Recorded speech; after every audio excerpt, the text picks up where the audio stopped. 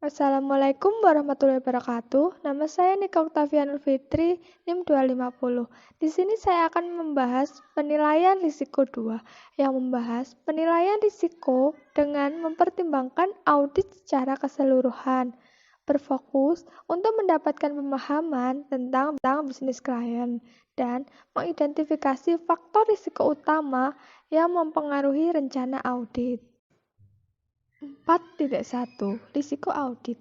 Risiko audit adalah risiko di mana auditor menyatakan opini audit yang tidak tepat ketika laporan keuangan salah saji secara material. ASA 200. Artinya, seorang auditor melaporkan bahwa menurut pendapatnya, laporan keuangan tersebut benar dan wajar jika terdapat kesalahan atau kecurangan yang signifikan. 4.1.1 Model risiko audit dan komponennya. Risiko salah saji material pada tingkat asersi terdiri dari risiko inheren dan risiko pengendalian. Risiko inheren adalah kemungkinan bahwa salah saji material dapat terjadi. Risiko pengendalian adalah risiko bahwa sistem pengendalian internal klien tidak akan mencegah atau mendeteksi salah saji material. Adapun risiko yang ditetapkan oleh auditor, yaitu risiko deteksi, adalah risiko bahwa prosedur pengujian auditor tidak akan efektif dalam mendeteksi salah saji material jika ada. 4.2 Materialitas. Materialitas adalah konsep audit utama dan dinilai selama fase penilaian risiko dari setiap audit. Penilaian awal materialitas ini memandu perencanaan dan pengujian audit.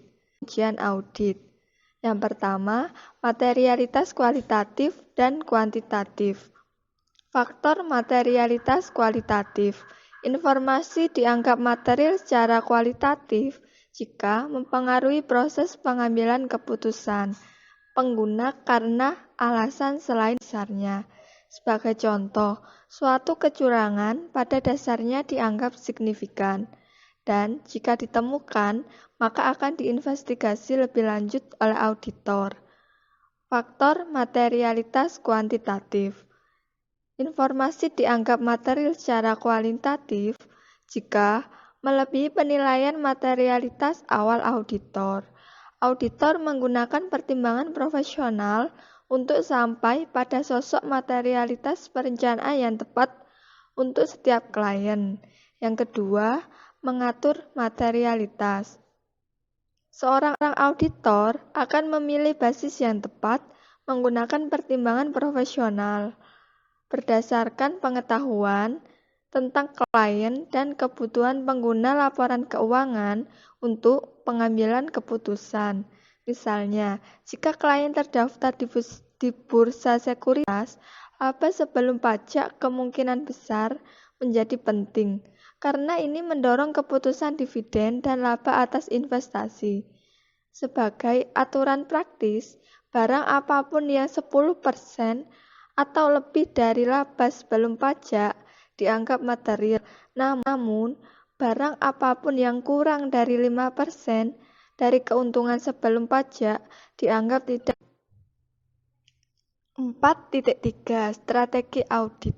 ASA 300 perencanaan audit atas laporan keuangan mensyaratkan bahwa auditor menetapkan strategi audit secara keseluruhan yang menetapkan ruang lingkup, waktu, dan arah audit dan memberikan dasar untuk mengembangkan rencana audit terperinci.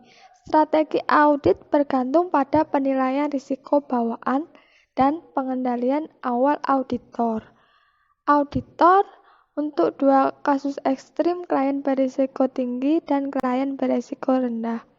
Ketika risiko inheren dan pengendalian dinilai tinggi, risiko salah saji material dinilai tinggi dan auditor akan menetapkan risiko deteksi serendah-rendahnya untuk menjaga risiko audit pada tingkat rendah yang diterima.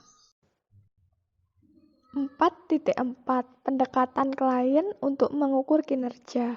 Yang pertama, profitabilitas adalah umum bagi perusahaan untuk menggunakan ukuran profitabilitas untuk menilai kinerja dan staf senior. Perusahaan akan melacak pendapatan dan pengeluaran dari waktu ke waktu dan menilai variabilitas apapun. Mereka akan membandingkan pendapatan dan pengeluaran dengan persaingan terdekat dan menilai kemampuan mereka untuk bersaing, serta memberikan wawasan berharga kepada manajemen. Apakah hasil sesuai dengan harapan berdasarkan faktor-faktor yang diketahui, seperti kemusiman atau penurunan ekonomi. Yang kedua, likuiditas. Likuiditas adalah kemampuan perusahaan untuk memenuhi kebutuhan kas dalam jangka pendek dan panjang. Sangat penting bagi perusahaan untuk memiliki akses ke kas untuk membayar utangnya saat jatuh tempo. Jika tidak dapat memenuhi kewajiban ini, perusahaan dapat dilikuidasi.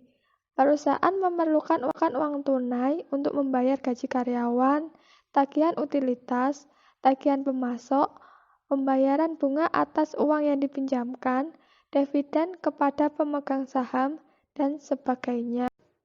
4.5 Prosedur analitis. Asal 520 Analytical Procedure mendefinisikan prosedur analitis sebagai evaluasi informasi keuangan dengan mempelajari hubungan yang masuk akal antara data keuangan dan non-keuangan. Yang pertama, perbandingan. Perbandingan sederhana dibuat antara saldo akun untuk tahun berjalan dan tahun sebelumnya, serta tahun berjalan dan anggaran. Saat membandingkan saldo akun dari satu tahun ke tahun berikutnya, perubahan signifikan dapat dilacak dan diselidiki lebih lanjut oleh auditor. Yang kedua, analisis tren. Analisis tren melibatkan perbandingan saldo akun dari waktu ke waktu. Yang ketiga, analisis ukuran umum. Analisis ukuran umum melibatkan perbandingan saldo akun dengan satu item baris dalam neraca. Item baris yang digunakan umumnya adalah total aset. Dalam laporan laba rugi, item baris yang digunakan umumnya adalah penjualan atau pendapatan. Analisis ukuran umum memungkinkan auditor untuk mendapatkan informasi yang lebih dalam apresiasi atas kontribusi setiap akun terhadap total yang disajikan dalam laporan keuangan. Yang keempat, analisis rasio. Analisis rasio dilakukan oleh auditor untuk menilai hubungan antara saldo akun laporan keuangan. Auditor akan menghitung rasio profitabilitas, likuiditas, dan solvabilitas.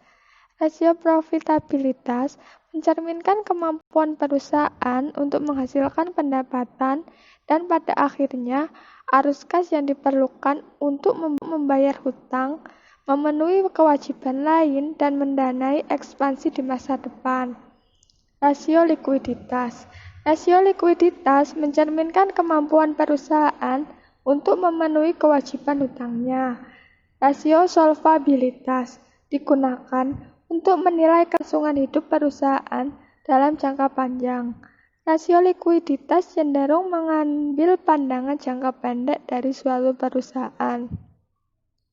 Rasio solvabilitas memiliki perspektif jangka panjang.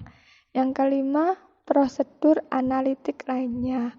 Yang keenam, faktor yang perlu dipertimbangkan saat melakukan prosedur analitik.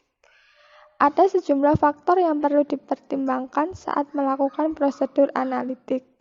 Yang pertama adalah keterkaitan data klien. Kemampuan untuk membuat perbandingan dari waktu ke waktu. Jika klien telah mengubah metode akuntansi ini akan mengurangi komparabilitas data yang mendasarinya. Kedua, mempertimbangkan keandalan dari anggaran. Ini dapat dinilai dengan memperbandingkan anggaran dengan hasil aktual untuk tahun-tahun sebelumnya.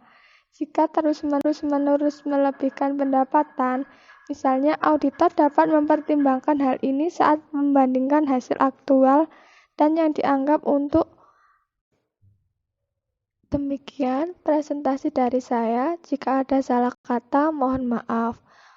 Terima kasih. Wassalamualaikum warahmatullahi wabarakatuh.